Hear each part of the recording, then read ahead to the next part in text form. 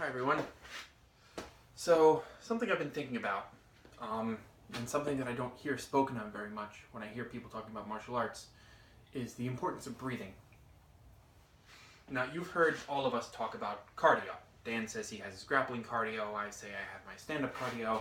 Ryan has mentioned he has his lifting cardio. Cardio, in my opinion, is a word that just encompasses oxygen intake and breathing. And every type of martial art, grappling, striking, weapons, every type of exercise in sports, running, lifting, whatever the case may be, has a rhythm of breathing that goes to it. And if you try to incorporate the inappropriate type of breathing to the exercise you're doing, you're not going to get the appropriate amount of oxygen in at the right times. And when I hear about old martial arts, traditional martial arts, like the types that I've taken, the Korean, Japanese, stuff like that, breathing is of the utmost importance. And the way they got that message across was with the Kiya. Now, there's a lot of poetry and a lot of spirituality and stuff that's kind of spoken about when you hear of Kiyas and the old-fashioned martial arts and stuff like that. But ultimately, what it is it's breathing. It's expelling air at the appropriate time and ending your expelling air at that time and then bringing it back when you're going back to your ready stance, whatever the case may be. And if you can learn to do that for the type of martial art you're doing in the way that you're supposed to, you will last longer. You will outlast the people who can't.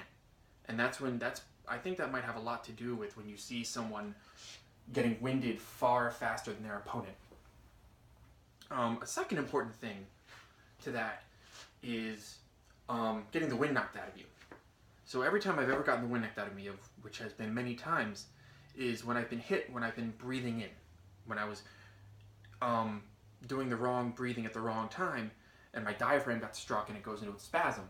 But that's when you're breathing out, you're expanding your chest, you're expanding your lungs, you're using your diaphragm, pushing it down. But if you're expelling air at the appropriate time, then you're actually already contracting the muscles, and the amount of damage that's going to be done at that moment, you might get the wind knocked out of you a little bit, but you're not going to drop to the floor, I can't breathe fashion. So timing of your breathing for the type of martial art you're doing is important in that sense as well. So the masters of breathing and timing, in my opinion, are anybody that plays a wind instrument. You try to play the penny whistle for more than 5 minutes and not have your breathing right and see how long you last. And one thing that I think you can do, that anyone can do, to help learn the rhythm of their breathing that is appropriate is counting. Not counting just to keep track of how many kicks you're doing, how many punches you're doing. You can just make the noise. You can count the same number over and over and over again. But what you're learning to do is you're learning to expel at the appropriate time and breathe in at the appropriate time. And so I want to demonstrate that a little bit with a weapon, because you just cannot use weapons as fast as you can punch and kick. So it's easier to show. So.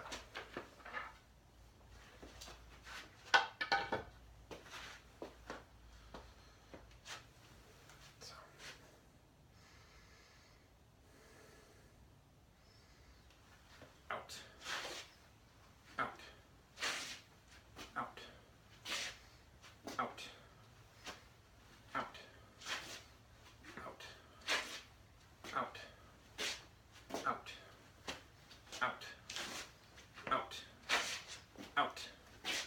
Out.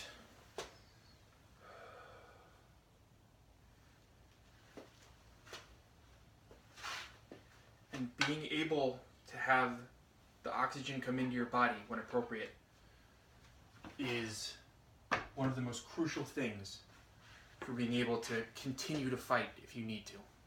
And you can just add that to your own training. And if you always seem to get winded a little too fast, this can help you make it go longer. All right?